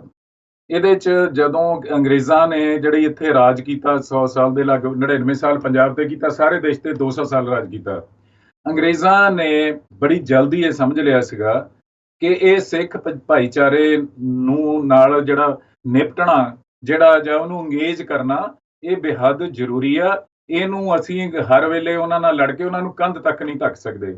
ਇੱਥੋਂ ਤੱਕ ਉਹਨਾਂ ਨੇ ਕਹਿ ਦਿੱਤਾ ਸੀਗਾ ਕੁਝ ਅੰਗਰੇਜ਼ ਅਫਸਰਾਂ ਨੇ, ਇਹ ਜਿਹੜੀ ਜਲੰਧਰ ਜਿਹੜਾ ਡਿਪਟੀ ਕਮਿਸ਼ਨਰ ਲੱਗਦਾ ਸੀਗਾ, ਉਹਨੂੰ ਅੰਗਰੇਜ਼ ਕਿਹਾ ਸੀਗਾ, ਉੱਪਰੋਂ ਹਦਾਇਤਾਂ ਸੀਗੀਆਂ ਕਿ ਤੁਸੀਂ ਹਰਿਮੰਦਰ ਸਾਹਿਬ ਸਮੂਹ ਨੂੰ ਜਿਹੜਾ ਬਰਤਾਨਵੀ ਸਾਮਰਾਜ ਦਾ ਹਿੱਸਾ ਨਾ ਸਮਝੋ, ਇਹਦੇ ਅੰਦਰ ਬਹੁਤ ਜ਼ਿਆਦਾ ਦਖਲ ਨਾ ਦਿਓ। ਜਦੋਂ ਅਕਾਲੀ ਲਹਿਰ ਚੱਲੀ, ਸ਼੍ਰੋਮਣੀ ਗੁਰਦੁਆਰਾ ਪ੍ਰਬੰਧਕ ਕਮੇਟੀ ਬਣ ਗਈ, ਜਿੰਨੀ ਵੱਡੀ ਸਟਰਗਲ ਹੋਈ, ਉਹ ਤੋਂ ਬਾਅਦ ਅੰਗਰੇਜ਼ਾਂ ਨੇ ਇਹ ਮਹਿਸੂਸ ਕਰ ਲਿਆ ਸੀਗਾ ਕਿ ਹਰਿਮੰਦਰ ਸਾਹਿਬ ਦੇ ਅੰਦਰ ਬਹੁਤੀ ਦਖਲਅੰਦਾਜ਼ੀ ਨਹੀਂ ਕਰਨੀ ਚਾਹੀਦੀ, ਇਹ ਮਾਮਲੇ ਉਹਨਾਂ ਤੇ ਹੀ ਇਹ ਛੱਡ ਦੇਣੇ ਇਹ ਚਾਹੀਦੇ ਆ। ਸੋ ਇਦਾਂ ਦੀ ਇੱਕ ਸਥਿਤੀ ਸੀ ਹਰਿਮੰਦਰ ਸਾਹਿਬ ਦੇ ਬਾਰੇ ਚ, ਜਿਹੜਾ ਸਿੱਖ ਭਾਵਨਾਵਾਂ, ਪੰਜਾਬੀਆਂ ਦੀਆਂ ਭਾਵਨਾਵਾਂ ਬਹੁਤ ਜੁੜੀਆਂ ਹੋਈਆਂ। ਇਸ ਜਿਹੜੀ ਸੰਵੇਦਨਸ਼ੀਲਤਾ ਸੀਗੀ, ਇਹਨੂੰ ਜਿਹੜਾ ਕਾਂਗਰਸ ਗਵਰਨਮੈਂਟ ਨਹੀਂ ਸਮਝ ਸਕੀ। ਉਹਨਾਂ ਨੇ ਕਿਹਾ ਵੀ ਇਹ ਇੱਥੇ ਫੌਜ ਭੇਜ ਕੇ ਕੁਝ ਘੰਟਿਆਂ 'ਚ ਹੀ ਅਸੀਂ ਜਿਹੜੇ ਉੱਥੇ ਸੰਤ ਜਰਨੈਲ ਸਿੰਘ ਭਿੰਡਰਾਂਵਾਲੇ ਤੇ ਉਹਨਾਂ ਦੇ ਸਾਥੀ ਬੈਠੇ ਆ, ਉਹਨਾਂ ਨੂੰ ਅਸੀਂ ਫੜ ਕੇ ਲੈ ਆਉਣਾ ਜਾਂ ਅਸੀਂ ਗ੍ਰਿਫਤਾਰ ਕਰ ਲੈਣਾ। ਜੇ ਮੁਕਾਬਲਾ ਵੀ ਹੋਇਆ ਤਾਂ ਕੁਝ ਘੰਟੇ ਚੱਲੂਗਾ, ਗੱਲ ਖਤਮ ਹੋ ਜਾਏਗੀ। ਪਰ ਉਹਨਾਂ ਨੂੰ ਇਹ ਪਤਾ ਨਹੀਂ ਸੀਗਾ ਕਿ ਜਿਹੜੇ ਤੁਸੀਂ ਸੰਤ ਜਰਨੈਲ ਸਿੰਘ ਭਿੰਡਰਾਂਵਾਲੇ ਉਹਨਾਂ ਦੇ ਸਾਥੀਆਂ ਨਾਲ ਜਾਂ ਜਿਹੜੇ ਹੋਰ ਉੱਥੇ ਖੜਕੂ ਬੈਠੇ ਸੀ, ਉਹਨਾਂ ਨਾਲ ਤੁਹਾਡੇ 100 ਮਤਭੇਦ ਹੋ ਸਕਦੇ ਆ। ਤੁਸੀਂ ਕਹਿ ਸਕਦੇ ਆ ਕਿ ਉਹਨਾਂ ਦੀ ਰਣਨੀਤੀ ਜਾਂ ਉਹਨਾਂ ਦੀ ਸਮਝ ਠੀਕ ਨਹੀਂ ਸੀ। ਇੱਕ ਥਾਂ ਬੈਠ ਕੇ ਜਿਹੜੀ ਐਡੀ ਵੱਡੀ ਸਟੇਟ ਦੇ ਖਿਲਾਫ ਲੜਨਾ ਕੋਈ ਜਿਹੜੀ ਸਿਆਣੀ ਰਣਨੀਤੀ ਨਹੀਂ, ਇਹ ਵੀ ਤੁਸੀਂ ਕਹਿ ਸਕਦੇ ਆ। ਪਰ ਇਹ ਸਾਰਿਆਂ ਨੂੰ ਪਤਾ ਸੀਗਾ, ਕਾਂਗਰਸ ਨੂੰ ਜਿਹੜਾ ਪਿਛਲੇ ਇਤਿਹਾਸ ਤੋਂ ਗੱਲ ਸਮਝਣੀ ਚਾਹੀਦੀ ਸੀ। ਪੰਜਾਬ ਦੇ ਲੋਕਾਂ ਨੂੰ ਇਹ ਪਤਾ ਸੀ ਕਿ ਜੇ ਉੱਥੇ ਲੜਾਈ ਹੁੰਦੀ ਹੈ ਤਾਂ ਜਿਹੜੇ ਵੀ ਅੰਦਰ ਲੋਕ ਹੈਗੇ ਆ ਉਹ ਜੀ ਜਾਨ ਨਾਲ ਲੜਨਗੇ। ਉਹਨਾਂ ਦੇ ਪਿੱਛੇ ਇਤਿਹਾਸ ਹੈ, ਉਹਨਾਂ 'ਚ ਕੁਰਬਾਨੀ ਦਾ ਜਜ਼ਬਾ ਆ। ਉਹਨਾਂ ਦੀ ਲੜਾਈ ਗਲਤ ਹੋਵੇ ਠੀਕ ਹੋਵੇ, ਉਹਦੇ ਬਾਰੇ ਜੋ ਤੁਹਾਡੇ 100 ਮਤਭੇਦ ਹੋਣ, ਪਰ ਉਹ ਲੜਨਗੇ ਤੇ ਜੀ ਜਾਨ ਨਾਲ ਲੜਨਗੇ। ਤੇ ਇਹ ਚੀਜ਼ਾਂ ਦਾ ਪਤਾ ਸੀਗਾ ਸਾਰਿਆਂ ਨੂੰ। ਤੇ ਇਸ ਸਾਰੀ ਗੱਲ ਨੂੰ, ਇਤਿਹਾਸ ਨੂੰ ਮੁੱਖ ਰੱਖ ਕੇ ਕਾਂਗਰਸ ਦੀ ਲੀਡਰਸ਼ਿਪ ਨੂੰ, ਅਸ਼ਮਤਾ ਜੀ, ਕੋਈ ਦੂਜੇ ਬਦਲ ਜਿਹੜੇ ਆ ਉਹਨਾਂ ਉੱਪਰ ਕੰਮ ਕਰਨਾ ਚਾਹੀਦਾ ਸੀ। ਸਿੱਖ ਭਾਈਚਾਰੇ ਦੀ ਧਾਰਮਿਕ ਲੀਡਰਸ਼ਿਪ ਨਾਲ ਡਾਇalogue ਕਰਦੇ, ਇਹ ਚਾਰੇ ਸਿਰੇ ਉਹਨਾਂ ਨੂੰ ਕੋਈ ਗੱਲ ਨਹੀਂ ਬਣ ਰਹੀ ਸੀ। ਜੇ ਸੰਤ ਜਰਨੈਲ ਸਿੰਘ ਭਿੰਡਰਾਂਵਾਲੇ ਜਾਂ ਹੋਰਾਂ ਉਹਨਾਂ ਦੇ ਸਾਥੀਆਂ ਨੂੰ ਬਾਹਰ ਕੱਢਣਾ ਚਾਹੁੰਦੇ ਸੀ, ਤੇ ਫਿਰ ਜਿਹੜਾ ਉਹਨਾਂ ਦਾ ਘੇਰਾ ਕੱਟ ਕੇ, ਬਿਜਲੀ ਬੰਦ ਕਰਕੇ, ਪਾਣੀ ਬੰਦ ਕਰਕੇ, ਰਾਸ਼ਨ ਬੰਦ ਕਰਕੇ, ਇਸ ਤਰ੍ਹਾਂ ਕੋਈ ਚੀਜ਼ ਤਾਂ 15-20 ਦਿਨ, ਮਹੀਨਾ ਪੰਜਾਬ ਬੰਦ ਰਿਹਾ। ਇਸ ਤਰ੍ਹਾਂ ਦੀ ਕੋਈ ਰਣਨੀਤੀ ਚਾਹੀਦੀ ਜਾ ਕੇ ਹਮਲਾ ਕਰਦੇ ਕਰਾਂ ਵੀ ਠੀਕ ਨਹੀਂ ਸੀਗਾ ਜੀ। ਮਾਨਿਕ ਜੀ, ਇੱਥੇ ਥੋੜੀ ਜੀ ਇੱਕ ਡੇਟ ਦੀ ਮੈਂ ਸਪੈਸੀਫਿਕ ਤੁਹਾਡੇ ਤੋਂ ਸਵਾਲ ਪੁੱਛਣਾ ਚਾਹੁੰਦੀ ਹਾਂ। ਸੰਤਾ ਜੀ ਬਾਰੇ ਤੇ ਉਹਨਾਂ ਦੇ ਸਾਥੀਆਂ ਬਾਰੇ ਅਗਰ ਇਹ ਸਾਰਾ ਸੰਘਰਸ਼ ਸੀਗਾ, ਉਹ ਤਾਂ ਕਾਫੀ ਦੇਰ ਤੋਂ ਉੱਥੇ ਹਰਿਮੰਦਰ ਸਾਹਿਬ ਵਿੱਚ ਮੌਜੂਦ ਸਨ। ਇਹ ਜੋ ਡੇਟਸ ਚੁਣੀਆਂ ਗਈਆਂ, ਜੂਨ 1, 2, 3, 4 ਤਰੀਕ ਦੀ ਜੋ ਡੇਟਸ ਚੁਣੀਆਂ ਗਈਆਂ, ਤੁਹਾਡੇ ਖਿਆਲ 'ਚ ਉਹਦੇ ਵਿੱਚ ਕੋਈ ਸਿਗਨੀਫਿਕੈਂਸ ਕਿ ਇਨ ਡੇਟਾਂ ਦੇ ਵਿੱਚ ਹੀ ਕਿਉਂ ਅਟੈਕ ਹੋਇਆ? ਸਮਤਾ ਜੀ, ਇੱਕ ਆਪਰੇਸ਼ਨ ਬਲੂ ਸਟਾਰ ਦੀਆਂ ਨੀਤੀਆਂ ਦਾ ਸੰਬੰਧ ਹੈ। ਉਹਦੇ 'ਚ ਜਿਹੜੀ ਉਸ ਸਮੇਂ ਸਰਕਾਰ ਨੇ ਦਲੀਲ ਇਹ ਦਿੱਤੀ ਸੀ ਕਿ ਸਾਨੂੰ ਜਿਹੜੀ ਆ ਸੂਈ ਏਜੰਸੀਆਂ ਤੋਂ ਇਹ ਜਾਣਕਾਰੀ ਮਿਲੀ ਸੀਗੀ ਕਿ ਸੰਤ ਜਰਨੈਲ ਸਿੰਘ ਭਿੰਡਰਾਂਵਾਲੇ ਤੇ ਉਹਨਾਂ ਦੇ ਜਿਹੜੇ ਸਾਥੀ ਸੀਗੇ, ਉਹ ਜਿਹੜੇ ਆ ਹਰਿਮੰਦਰ ਸਾਹਿਬ ਦੇ ਅੰਦਰ ਤੋਂ ਖਾਲਿਸਤਾਨ ਦੀ ਕਾਇਮੀ ਦਾ ਐਲਾਨ ਕਰਨ ਵਾਲੇ ਆ।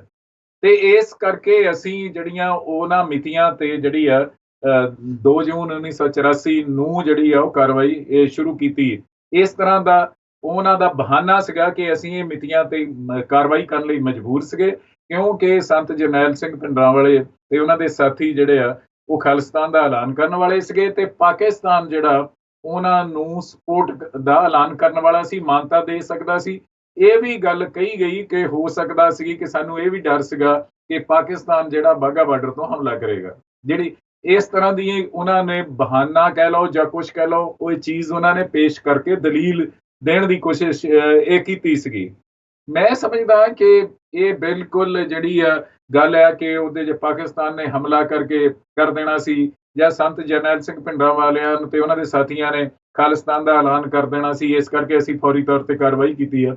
ਇਸ ਤਰ੍ਹਾਂ ਦੀ ਗੱਲ 'ਚ ਬਹੁਤੀ ਸੱਚਾਈ ਹੈ ਨਹੀਂ ਗੀ, ਕਿਉਂਕਿ ਜਿਹੜਾ ਆਪਰੇਸ਼ਨ ਬਲੂ ਸਟਾਰ ਜਿਹੜਾ ਕੀਤਾ ਗਿਆ, ਇਹ ਕਈ ਮਹੀਨਿਆਂ ਦੀ ਯੋਜਨਾਬੰਦੀ ਤੋਂ ਬਾਅਦ ਜਿਹੜਾ ਇਹ ਕਈ ਲੰਮੀ ਚੌੜੀ ਯੋਜਨਾਬੰਦੀ ਤੋਂ ਬਾਅਦ ਇਹ ਕੀਤਾ ਗਿਆ ਹੈਗਾ। ਤੇ ਇਹਦਾ ਦੂਸਰਾ ਮਕਸਦ ਜਿਹੜਾ ਸੀਗਾ ਕਿ ਉਹ ਸਮਝਦੇ ਸੀਗੇ ਕਿ ਸੰਤ ਜਰਨੈਲ ਸਿੰਘ ਭਿੰਡਰਾਂਵਾਲੇ ਤੇ ਉਹਨਾਂ ਦੇ ਸਾਥੀ ਜਿਹੜੇ ਸਿੰਘ ਆ, ਉਹਨਾਂ ਨੂੰ ਇੱਥੋਂ ਕੱਢਣ ਦੇ ਹੋਰ ਰਸਤੇ ਸਾਡੇ ਕੋਲ ਹੈ ਨਹੀਂ। ਉਹ ਇੱਕ ਕਨਵਿੰਸ ਹੋ ਗਏ, ਜਾਂ ਗਲਤ ਜਾਂ ਠੀਕ, ਉਹਨਾਂ ਨੇ ਇਹ ਗੱਲ ਮੰਨ ਲਈ ਸੀ। ਤੇ ਉਹਦੇ ਲਈ ਕਈ ਮਹੀਨਿਆਂ ਦੀ ਤਿਆਰੀ ਕਰਕੇ, ਇਹਦੀ ਜਿਹੜੀ ਹੋਰ ਥਾਵਾਂ ਤੇ ਇਹਦਾ ਅਭਿਆਸ ਕਰਕੇ ਉਹ ਸਾਰਾ ਉਹਨਾਂ ਨੇ ਕੀਤਾ ਸੀ। ਇਹਦੇ ਲਈ ਹੁਣ ਤਾਂ ਇਹ ਤੱਥ ਵੀ ਸਾਹਮਣੇ ਆ ਗਿਆ ਕਿ ਬਰਤਾਨੀਆ ਦੀ ਜਿਹੜੀ ਸਰਕਾਰ ਸੀਗੀ, ਥੈਚਰ ਉਦੋਂ ਪ੍ਰਾਈਮ ਮਿਨਿਸਟਰ ਸੀ, ਇੰਦਰਾ ਗਾਂਧੀ ਨਾਲ ਉਹਦੇ ਬੜੇ ਨੇੜੇ ਦੇ ਸੰਬੰਧ ਸੀਗੇ। ਬਰਤਾਨੀਆ ਦੀ ਵੀ ਸਲਾਹ ਲਈ ਗਈ, ਉਹਨਾਂ ਦੀਆਂ ਇੰਟੈਲੀਜੈਂਸ ਏਜੰਸੀਆਂ ਜਿਹੜੀਆਂ, ਉਹਨਾਂ ਨੇ ਹਰਿਮੰਦਰ ਸਾਹਿਬ ਦੀ ਰੈਕੀ ਕੀਤੀ, ਉਹਨਾਂ ਨੇ ਵੀ ਲੋੜੀਂਦਾ ਸਲਾਹ ਮਸ਼ਵਰਾ ਦਿੱਤਾ। ਇੱਕ ਯੋਜਨਾਬੱਧ ਢੰਗ ਨਾਲ ਇਹ ਮਿੱਥੇ ਹੋਏ ਢੰਗ ਨਾਲ ਇਹ ਸਾਰਾ ਕੁਝ ਕੀਤਾ ਗਿਆ ਸੀ। ਤੇ ਇਹ ਕਹਿਣਾ ਕਿ ਜਿਹੜਾ ਕਿ ਸਾਨੂੰ ਅਚਾਨਕ ਮਜਬੂਰੀ 'ਚ ਕਰਨਾ ਪਿਆ ਠੀਕ ਨਹੀਂ ਸੀ।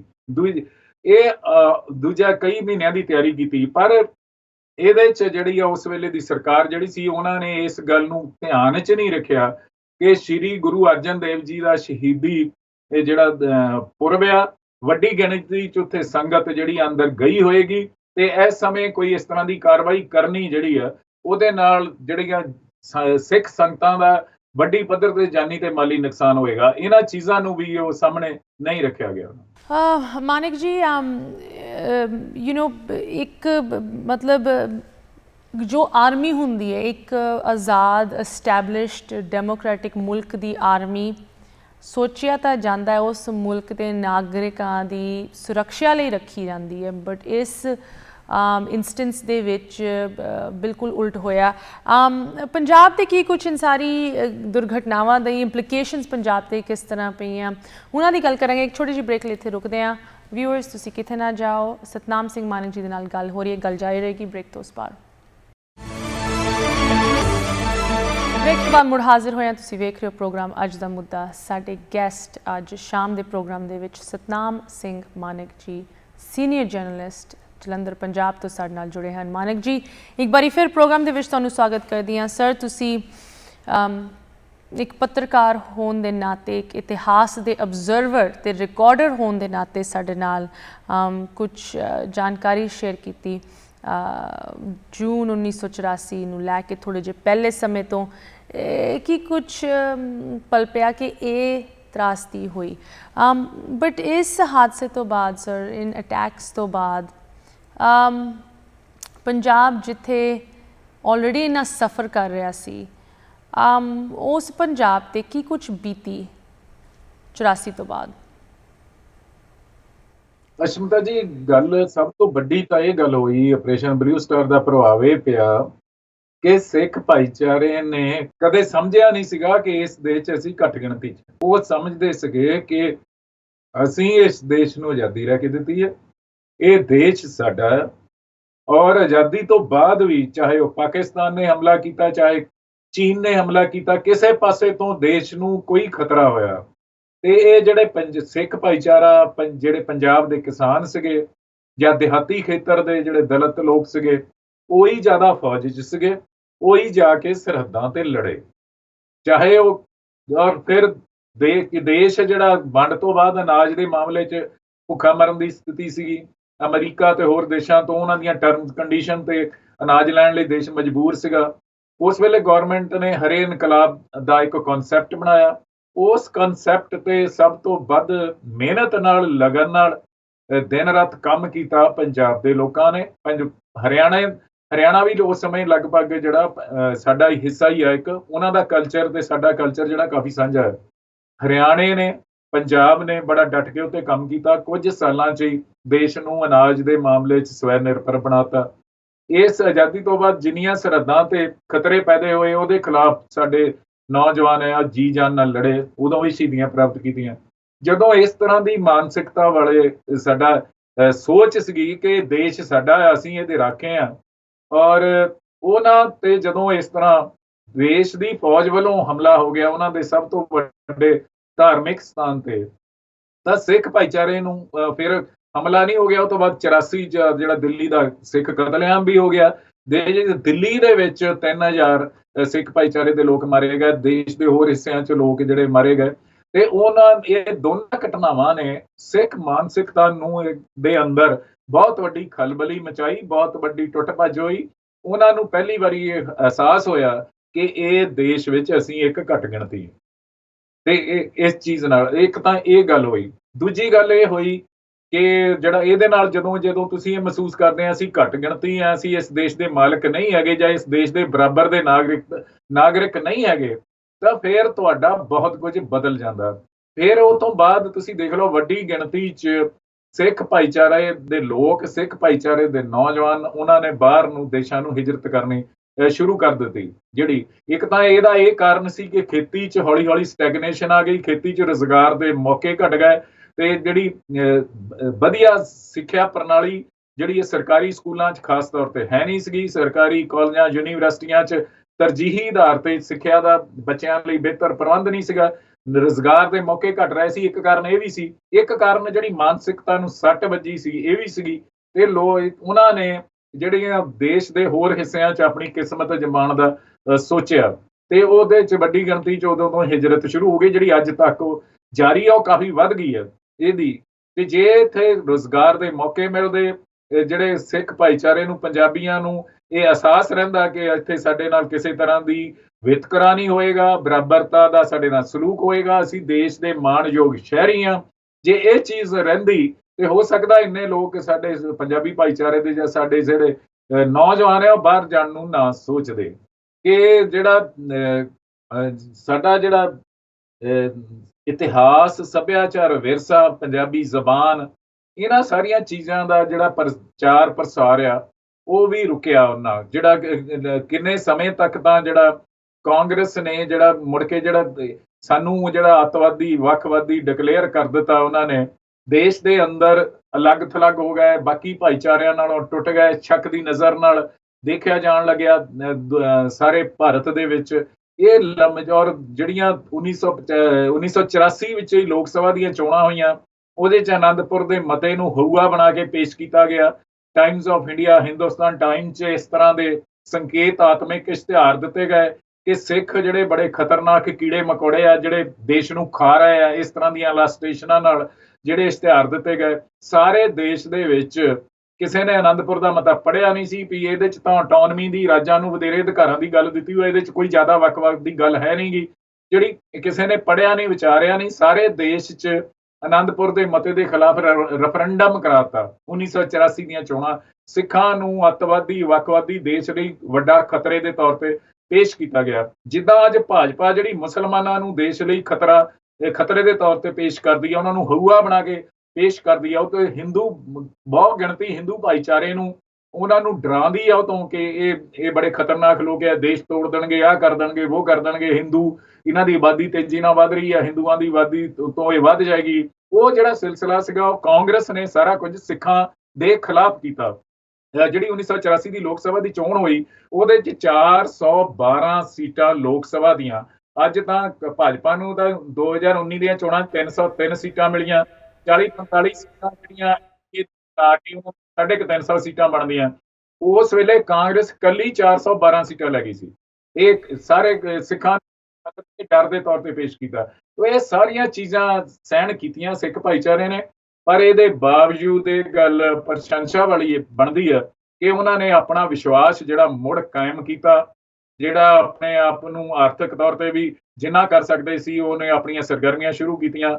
ਫਿਰ ਜਿਹੜੀਆਂ ਤੁਸੀਂ ਦੇਖ ਲਓ ਕਿ ਜ਼ਿੰਦਗੀ ਦੇ ਹਰ ਖੇਤਰ ਦੇ ਅੰਦਰ ਉਹਨਾਂ ਨੇ ਆਪਣੇ ਆਪ ਨੂੰ ਰੀਐਸਟੈਬਲਿਸ਼ ਕੀਤਾ, ਆਪਣੇ ਟੁੱਟੇ ਹੋਏ ਵਿਸ਼ਵਾਸ ਨੂੰ ਜੋੜਿਆ, ਔਰ ਦੇਸ਼ ਦੀ ਰਾਜਨੀਤੀ, ਦੇਸ਼ ਦੀ ਆਰਥਿਕਤਾ 'ਚ ਅੱਜ ਵੀ ਜਿਹੜੇ ਆ ਪੰਜਾਬ ਤੇ ਸਿੱਖ ਭਾਈਚਾਰੇ ਦੇ ਲੋਕ ਵੱਡਾ ਯੋਗਦਾਨ ਪਾ ਰਹੇ ਆ। ਮਾਨਿਕ ਜੀ, ਲੇਕਿਨ ਜੀ ਮੈਂ ਇੱਥੇ ਜ਼ਰੂਰ ਇਹ ਪੁੱਛਣਾ ਚਾਹੁੰਦੀ ਹਾਂ ਕਿ ਇਹ ਜੋ ਸਾਰੀ ਚੀਜ਼ਾਂ ਪੰਜਾਬ ਤੇ ਵਾਪਰੀਆਂ 84 ਤੋਂ ਬਾਅਦ, ਕੀ ਸਰਕਾਰ ਦੀ ਇਹ ਇੰਟੈਂਡਡ, ਮੈਂ ਕਹਾਂਗੀ, ਇਹ ਅਫੈਕਟ ਹੋਇਆ ਜੋ ਉਹ ਚਾਹੁੰਦੇ ਸੀ 84 ਤੋਂ ਬਾਅਦ ਹੋਏ, ਕੀ ਉਹ ਸੱਚੀ ਹੋਇਆ? ਦੇਖੋ, ਜੇ ਕਾਂਗਰਸ ਨੇ ਜਿਹੜੀ ਇਹ ਗਲਤੀ ਕੀਤੀ ਹੈ, ਮੈਨੂੰ ਲੱਗਦਾ ਕਿ ਕਾਂਗਰਸ ਜਿਹੜਾ ਐਮਰਜੈਂਸੀ ਦੇ ਖਿਲਾਫ ਅਕਾਲੀ ਦਲ ਨੇ ਮੋਰਚਾ ਲਾਇਆ ਸੀਗਾ, ਜਿਹੜਾ ਉਹਦੇ 'ਚ 19 ਮਹੀਨੇ ਮੋਰਚਾ ਚੱਲਿਆ, ਸਾਰੇ ਦੇਸ਼ 'ਚ ਅਕਾਲੀ ਸਿੱਖ ਭਾਈਚਾਰੇ ਦੇ ਲੋਕ ਹੀਰੋ ਬਣ ਗਏ, ਤੇ ਉਹਦੇ 'ਚ ਰਾਜਨੀਤਿਕ ਤੌਰ ਤੇ ਕਾਂਗਰਸ ਨੂੰ, ਇੰਦਰਾ ਗਾਂਧੀ ਨੂੰ ਬਹੁਤ ਨੁਕਸਾਨ ਹੋਇਆ। ਉਹ ਜਦੋਂ ਧਰਮਯੁੱਧ ਮੋਰਚਾ ਲੱਗਿਆ ਤੇ ਉਹਦੇ ਦਿਮਾਗ 'ਚ ਕਿਤੇ ਨਾ ਕਿਤੇ ਗੱਲ ਸੀ ਕਿ ਸਿੱਖਾਂ ਨੂੰ ਇੱਕ ਸਬਕ ਸਿਖਾਉਣਾ, ਜਿਹੜੇ ਬਾਰ-ਬਾਰ ਇੱਕ ਚੁਣੌਤੀ ਜਿਹੜੀ ਮੇਰੀ ਸੱਤਾ ਨੂੰ ਦਿੰਦੇ ਆ, ਤੇ ਉਹਦੇ ਕਰਕੇ ਉਹਨਾਂ ਨੇ ਇਹ ਜਿਹੜਾ ਆਪਰੇਸ਼ਨ ਬਲੂ ਸਟਾਰ ਤੱਕ ਸਥਿਤੀ ਜਾਣ ਦਿੱਤੀ। ਕੋਈ ਡਿਫਿਊਜ਼ ਨਹੀਂ ਕੀਤੀ, ਕੋਈ ਸਨਮਾਨਜਨਕ ਸਮਝੌਤਾ ਕਰਨ ਲਈ ਠੋਸ ਕਦਮ ਨਹੀਂ ਚੁੱਕੇ ਉਹਨਾਂ ਨੇ। ਤੇ ਜਦੋਂ ਵੀ ਗੱਲਬਾਤ ਹੁੰਦੀ ਸੀ, ਕਿਸੇ ਸਿੱਟੇ ਤੇ ਪਹੁੰਚਣ ਲੱਗਦੀ ਸੀ, ਤੇ ਜੋ ਕਿਹਾ ਜਾ ਰਿਹਾ ਕਿ ਅਖੀਰ ਤੇ ਜਾ ਕੇ ਇੰਦਰਾ ਗਾਂਧੀ ਮੁੱਕਰ ਜਾਂਦੀ ਸੀ, ਜਾਂ ਉਹਦੇ ਆਲੇ ਦੁਆਲੇ ਇਦਾਂ ਦੇ ਲੋਕ ਇਕੱਠੇ ਹੋਏ ਸੀ, ਉਹਨੂੰ ਮੁਕਰਾ ਦਿੰਦੇ ਸੀਗੇ। ਸੋ ਇਹ ਗੱਲ ਸੀਗੀ, ਉਹ ਕਿਸੇ ਨਾ ਕਿਸੇ ਪੱਧਰ ਤੇ ਇਹ ਸਿੱਖ ਭਾਈਚਾਰੇ ਦੇ ਲੋਕਾਂ ਨੂੰ, ਅਕਾਲੀ ਲੀਡਰਸ਼ਿਪ ਨੂੰ ਇੱਕ ਸਬਕ ਸਿਖਾਉਣਾ ਚਾਹੁੰਦੀ ਸੀ। ਪਰ ਇਹ ਚੀਜ਼ ਜਿਹੜੀ ਹੈ, ਜੋ ਕਾਂਗਰਸ ਕੁਝ ਹਾਸਲ ਨਹੀਂ ਕਰ ਸਕੀ। ਇੱਕ ਤਾਂ ਇੰਦਰਾ ਗਾਂਧੀ ਖੁਦ ਇਸ ਦੁਖਾਂਤ ਦੀ ਭੇਟ ਚੜ੍ਹ ਗਈ, ਉਹ ਤੋਂ ਭਾਵੇਂ ਸਿੱਖਾਂ ਨੂੰ ਵੀ ਬੜੇ ਔਖੇ ਸਮਿਆਂ ਦਾ ਸਾਹਮਣਾ ਕਰਨਾ ਪਿਆ। ਆਪਰੇਸ਼ਨ ਬਲੂ ਸਟਾਰ ਤੋਂ ਬਾਅਦ ਨਵੰਬਰ 84 ਦਾ ਸਿੱਖ ਕਤਲੇਆਮ, ਪਰ ਕਾਂਗਰਸ ਦਾ ਵੀ ਪਤਨ ਸ਼ੁਰੂ ਹੋ ਗਿਆ। ਜਿਹੜੀ ਇੱਕ ਤਾਂ ਇਹ ਜਿਹੜੀ ਕਹਾਵਤ, ਇੱਕ ਧਾਰਨਾ ਆ ਜਿਹੜੀ ਸਿੱਖ ਭਾਈਚਾਰੇ ਦੇ ਵਿੱਚ ਹੈ, ਗਲਤ ਹੈ ਜਾਂ ਠੀਕ ਹੈ। ਇੱਕ ਧਾਰਨਾ ਹੈ ਵੀ ਜਿਹਨੇ ਹਰਿਮੰਦਰ ਸਾਹਿਬ ਤੇ ਹਮਲਾ ਕੀਤਾ ਉਹਨਾਂ ਦਾ ਪਤਨ ਹੋ ਜਾਂਦਾ। ਜਿਹੜਾ ਇਹ ਸਿੱਖ ਭਾਈਚਾਰਾ ਮੰਨਦਾ, ਇਹਦਾ ਕੋਈ ਵਿਗਿਆਨਕ ਆਧਾਰ ਹੋਵੇ ਨਾ ਹੋਵੇ, ਸਿੱਖ ਭਾਈਚਾਰੇ ਦੇ ਅੰਦਰ ਇਹ ਧਾਰਨਾ ਆ ਕਿ ਜਿਹੜਾ ਹਰਿਮੰਦਰ ਸਾਹਿਬ ਤੇ ਹਮਲਾ ਕਰਦਾ ਉਹਦਾ ਪਤਨ ਹੋਣਾ ਸ਼ੁਰੂ ਹੋ ਜਾਂਦਾ। ਕਾਂਗਰਸ ਦਾ ਦੇਸ਼ ਦੇ ਅੰਦਰ ਜਿਹੜਾ ਉਹ ਤੋਂ ਬਾਅਦ ਪਤਨ ਜਿਹੜਾ ਬੜਾ ਸ਼ੁਰੂ ਹੋ ਗਿਆ। ਅੱਜ ਤੁਸੀਂ ਦੇਖ ਲਓ, ਭਾਵੇਂ ਪੰਜਾਬ 'ਚ ਕਾਂਗਰਸ ਰਾਜ ਕਰਦੀ ਆ, ਪਰ ਦੇਸ਼ ਦੇ ਵੱਖ-ਵੱਖ ਹਿੱਸਿਆਂ 'ਚ ਕਾਂਗਰਸ ਦਾ ਦਿਨੋਂ ਦਿਨ ਕਮਜ਼ੋਰ ਹੁੰਦੀ ਜਾ ਰਹੀ ਹੈ। ਜੇ ਕਾਂਗਰਸ ਸੈਕੂਲਰਿਜ਼ਮ ਤੇ ਡੈਮੋਕ੍ਰੇਸੀ ਤੇ ਫੈਡਰਲਿਜ਼ਮ ਤੇ ਇਹਨਾਂ ਪ੍ਰਿੰਸੀਪਲ ਤਿੰਨ ਜਿਹੜੇ ਸੀਗੇ ਇਹਨਾਂ ਉੱਪਰ ਖੜੀ ਰਹਿੰਦੀ ਤੇ ਕਾਂਗਰਸ ਦਾ ਅੱਜ ਵਾਲਾ ਹਾਲ ਨਹੀਂ ਹੋਣਾ ਸੀਗਾ।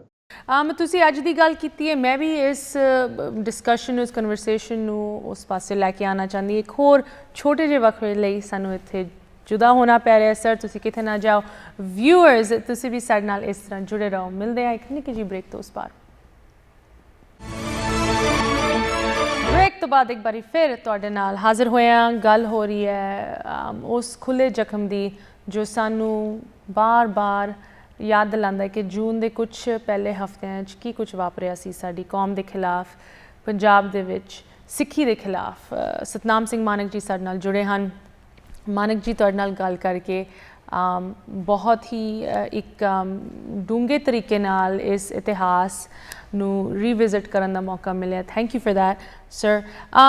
ਮਾਨਕ ਜੀ, ਕੀ ਅੱਜ ਵੀ ਪੰਜਾਬ ਸਫ਼ਰ ਕਰ ਰਿਹਾ ਹੈ 84 ਕਰਕੇ? ਉਹਦੇ 'ਚ ਜਿਹੜਾ ਅਸ਼ਮਿਤਾ ਜੀ ਅਸਰ ਤਾਂ ਸਾਡੇ ਤੇ ਹੈਗਾ ਆ ਕਿ ਜਦੋਂ ਵੀ ਇਹ ਦਿਨ ਜਿਹੜੇ ਜੂਨ ਦੇ ਦਿਨ ਆਉਂਦੇ ਆ, ਆਪਰੇਸ਼ਨ ਬਲੂ ਸਟਾਰ ਦੇ ਦਿਨ ਆਉਂਦੇ ਆ, ਜਿੱਦਾਂ ਤੁਸੀਂ ਕਹਿੰਦੇ ਆ ਕਿ ਜਿਹੜੀ ਮਾਨਸਿਕਤਾ ਨੂੰ ਠੇਸ ਲੱਗੀ ਆ, ਉਹਦੀ ਪੀੜ ਤਾਂ ਜਿਹੜੀ ਆ ਉਹ ਬਾਰ-ਬਾਰ ਮਹਿਸੂਸ ਹੁੰਦੀ ਹੈ।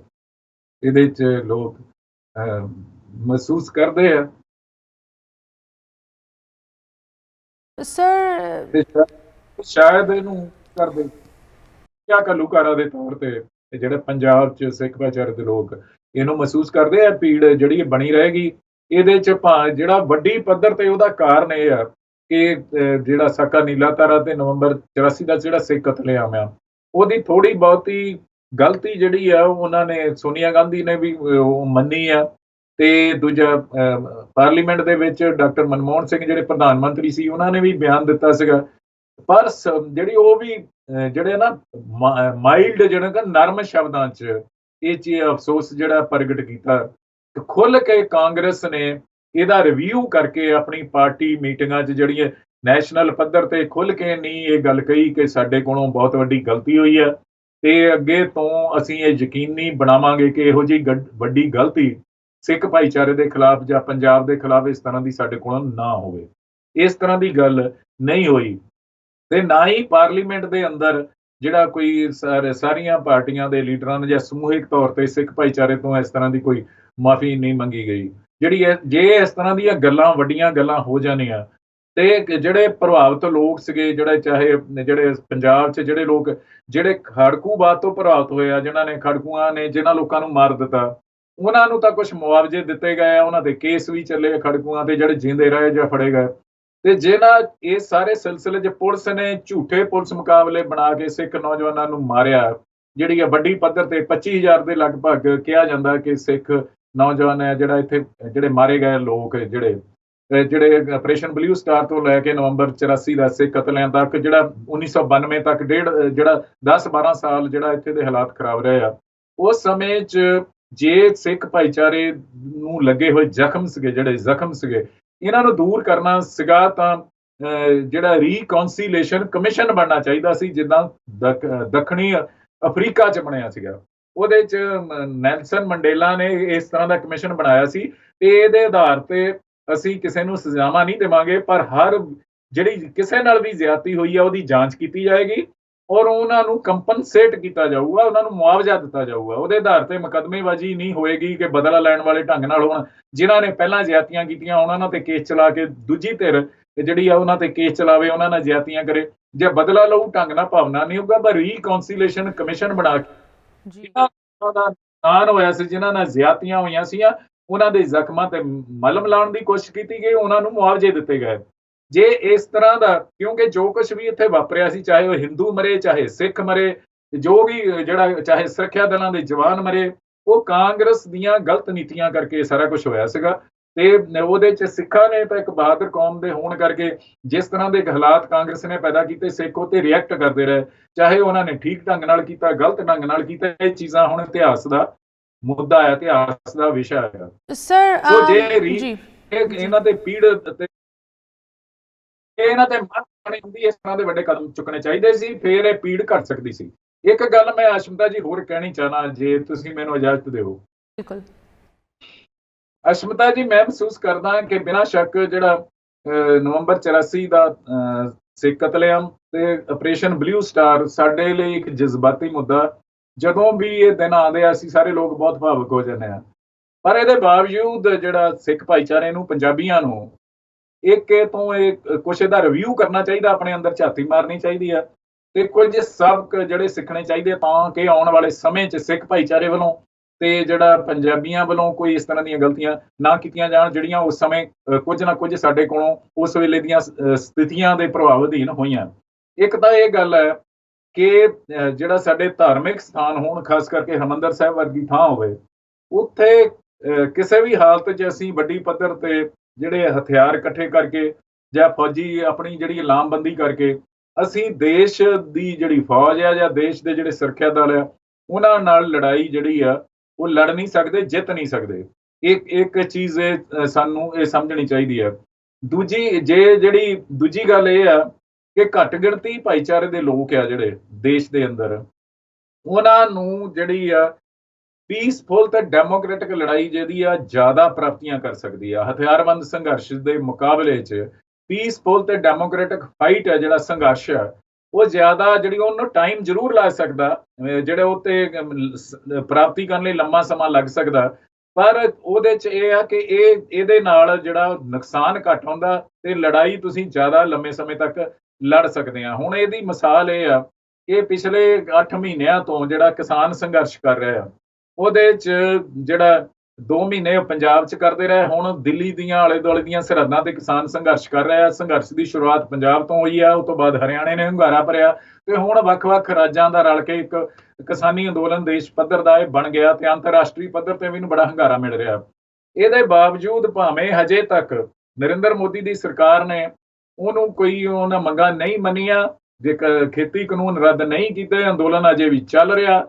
ਪਰ ਇਹ ਜਿਹੜਾ ਅੰਦੋਲਨ ਚੱਲ ਰਿਹਾ, ਇਹਨੂੰ ਭਾਵੇਂ ਪ੍ਰਵੋਕ ਕਰਕੇ ਇਹਦੇ 'ਚ ਹਿੰਸਾ ਲਿਆਉਣ ਦਾ ਵੀ ਯਤਨ ਕੀਤਾ ਗਿਆ, ਅੱਤਵਾਦੀ ਵੱਖਵਾਦੀ ਕਹਿਣ ਦਾ ਯਤਨ ਵੀ ਕੀਤਾ ਗਿਆ, ਨਕਸਲੀ ਕਹਿਣ ਦਾ ਵੀ ਯਤਨ ਕੀਤਾ ਗਿਆ, ਗੋਦੀ ਮੀਡੀਆ ਨੇ ਬਹੁਤ ਪ੍ਰਚਾਰ ਕੀਤਾ। ਇਹਦੇ ਬਾਵਜੂਦ ਜਿਹੜਾ ਚਿੱਕੜ ਇਹਨਾਂ ਨੇ ਸੁੱਟਿਆ ਕਿਸਾਨ ਅੰਦੋਲਨ ਤੇ, ਉਹ ਚਿਪਕਿਆ ਨਹੀਂ ਉਹਦੇ ਉੱਪਰ।